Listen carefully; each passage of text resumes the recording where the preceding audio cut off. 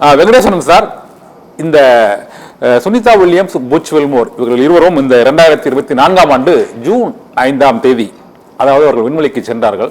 8 நாட்களில் அவர்கள் பூமிக்கு திரும்புவார்கள் என எதிர்பார்க்கப்பட்ட சூழ்நிலையில் என்ன சிக்கல் ஏற்பட்டது? அவர்கள் பூமிக்கு திரும்ப முடியாமல் போனது ஏன்? இந்த 270 நாட்கள் இந்த அவர்களை மீட்கும் அந்த பணி தொய்வடைந்ததற்கு என்ன விஞ்ஞான ரீதியான தொழில்நுட்ப ரீதியான காரணம் சார்? முதல்ல நீங்க கேள்விக்கு வருவோம்.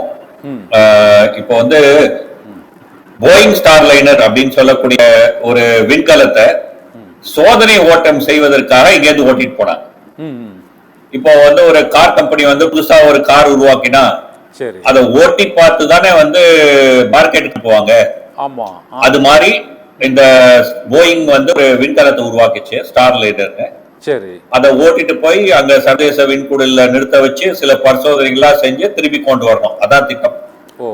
ஆனா போயிங் விண்கலத்துல பல பழுதுகள் ஏற்பட்டு அதுல திரும்பி வருவது ஆபத்தானது, பாதுகாப்பானது இல்ல அப்படின்னு சொன்ன போது வந்து அது ஆள் இல்லாம திருப்பி கொண்டு வந்தாங்க பரிசோதனை செய்வதற்காக.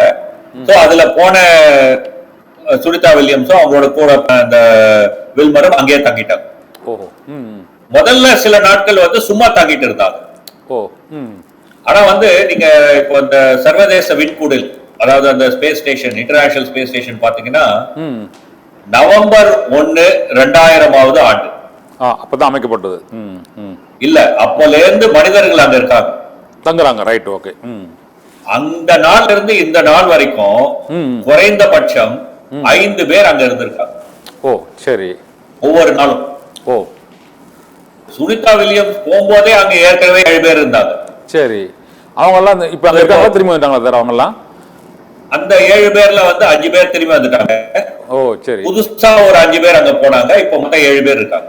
இப்ப 7 பேர் இருக்காங்க. இவங்க கூட 5 பேர் அங்க இருக்காங்க. ஆமா, தனியா இல்ல. அதனாலதான் பல பேர் நினைச்சுக்கிறாங்க ஏதாவது தன்னந்தனியா அங்க சிக்கிக்கிட்டாங்க அப்படின்னு. இல்ல இல்ல, கூட ஒரு 5 பேர் இருக்காங்க, மொத்தம் 7 பேர். அதாவது என்னன்னா, பூமியில இருந்து 2 விதமான விண்கலங்கள் ஆலயத்துக்கு போகும். சரி. அமெரிக்காவுடைய ஒரு விண்கலம், க்ரூ எக்ஸ் அப்படின்னு சொல்லக்கூடிய விண்கலம், அதுல 4 பேர் போலாம். சரி. 4 பேர் போவாங்க, அதுல திரும்பி 4 பேர் திரும்பி வருவாங்க. ரஷ்யாவுடைய சோயூஸ்னு ஒரு விண்கலம் இருக்கு. சரி. அதுல 3 பேர் போவாங்க, அதுல 3 பேர் திரும்பி வருவாங்க. சரி. இதுலயும் என்ன அப்படின்னு சொன்னா, ரஷ்யா அமெரிக்கா எல்லாம் சேர்ந்து பண்ணறதுனால ரஷ்யால இருந்து போற அந்த விண்கலத்துல 3 பேர்ல 2 பேர் தான் ரஷ்யனா இருப்பாங்க, ஒருத்தர் அமெரிக்கனா இருப்பாங்க. ஓகே. அதே மாதிரி இந்த 4 பேர்ல வந்து ஒருத்தர் ரஷ்யனா இருப்பாங்க, மத்த 3 பேர் அமெரிக்கன், கனடா சார்ந்தவங்க, ஜப்பானை சார்ந்தவங்க அப்படி இருப்பாங்க. இப்படிதான் போவாங்க. ஒரு சர்வதேச விண்வெளி குழு அங்க இருக்கும். சுனிதா வில்லியம்ஸ் அங்க தன்னந்தனியா ஏதோ அப்படியே சிக்கிக்கிட்டு அப்படி இருக்காங்க. இல்ல இல்ல, ஏற்கனவே அங்க 5 பேர் இருக்காங்க. புரியுது சார். மார்ச் 1ஆம் தேதி பூமியில இருந்து பல டன் உணவு, அவங்களுக்கான லெட்டர், அவங்க வந்து ஏதோ மியூசிக் கேட்கறேன்னு சொன்னாங்க, அந்த மியூசிக் கேசட் எல்லாம் எடுத்துக்கிட்டு ஒரு விண்கலம், சரக்கு விண்கலம் அங்க போய் சேர்ந்துருக்கு. சோ இதுல ஒண்ணும் இல்ல. இப்ப இந்த 7 பேர் அங்க இருக்காங்க இல்லையா, அதுல 4 பேர் வந்து ஸ்பேஸ் எக்ஸ்ல வந்து திரும்பி வரணும். சரி. புதுசா ஒரு 4 பேர் அங்க போய் சேருவாங்க. சரி. புதுசா போய் சேர்ற 4 பேருக்கு வந்து அங்க வந்து பழக்கப்படுத்தி கொடுக்கணும் இல்லையா? ஆமா. இப்ப வந்து நீங்க யோசிச்சு பாருங்க, இப்ப வந்து ஒரு ஏடிஎம் இருக்கு, அந்த ஏடிஎம்ல ஒரு காவலாளி இருக்காரு. ஆமா. அந்த காவலாளியோட ஷிஃப்ட் முடியும் போது புது காவலாளி வராரு. அந்த புது காவலாளி கிட்ட சாவியை கொடுப்பாரு. அப்புறம் என்ன சொல்லுவாரு, இந்த இடைப்பெரியல வந்து இந்த இடத்துல சுவிட்ச் சரியா வேலை செய்யல, இதை போடாத, அதான் சொல்லி தானே கொடுப்பாரு. சரி. அதே மாதிரி வந்து சுனிதா வில்லியம்ஸ் தான் வந்து இப்ப அங்க இருக்கக்கூடிய 7 பேருடைய தலைவி. இப்ப புதுசா போற 4 பேருக்கு சுனிதா வில்லியம்ஸ் வந்து இன்னைக்கு அந்த சர்வதேச விண்வெளியில இருக்கக்கூடிய நிலைமையெல்லாம் சொல்லி அவங்களுக்கு போதுமான பழக்கத்தை எல்லாம் ஏற்படுத்தி கொடுத்துட்டு 4 நாள் கை திரும்பி வரும்.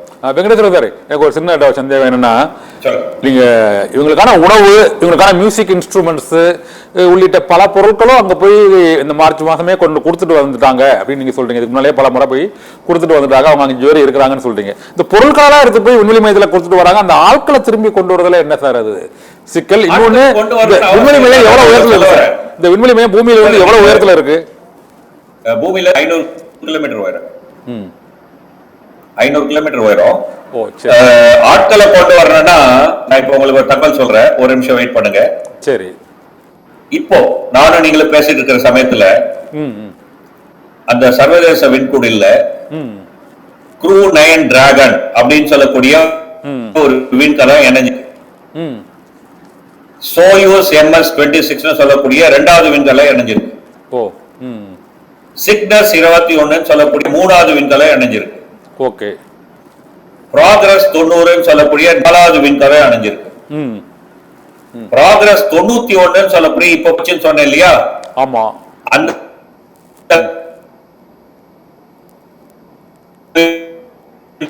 இணைஞ்சிருக்கு. முதல்ல உட்கார்ந்து திரும்பி வந்துடலாம். சரி. எந்த உயிருக்கு ஆபத்து இல்ல. இது வந்து ஒரு ஷிஃப்ட் மாதிரி அங்க போவாங்க, திரும்பி வருவாங்க. சரி. அவங்க போகும்போது வந்து 8 நாள்ல திரும்பி வந்திருக்கணும். 8 நாள்ல அவங்க அங்க இருந்ததுனால என்ன பண்ணாங்கன்னா 4 பேர் அனுப்பாம 2 பேர் தான் அனுப்புறாங்க. சரி. இவங்க 2 பேரும் அதுல சேர்த்துக்கிட்டாங்க. அவங்க வந்து ஒரு குழுவா பணி செய்யறாங்க. அவங்களுடைய ஷிஃப்ட் முடியும் போது கீழே வருவாங்க. சரி. இந்த 7 பேருமே ஷிஃப்ட் முடியும் போது வருவாங்க. இந்த 7 பேர்ல 4 பேர் மார்ச் மாசத்துல வருவாங்க. 3 பேர் ஏப்ரல் இறுதியில தான் வருவாங்க. ஓஹோ. சரி. ஏப்ரல் இறுதியில தான் அந்த சோயூஸ் 27 மேல போகும். அந்த 26ல அந்த 3 பேர் உட்கார்ந்து திரும்பி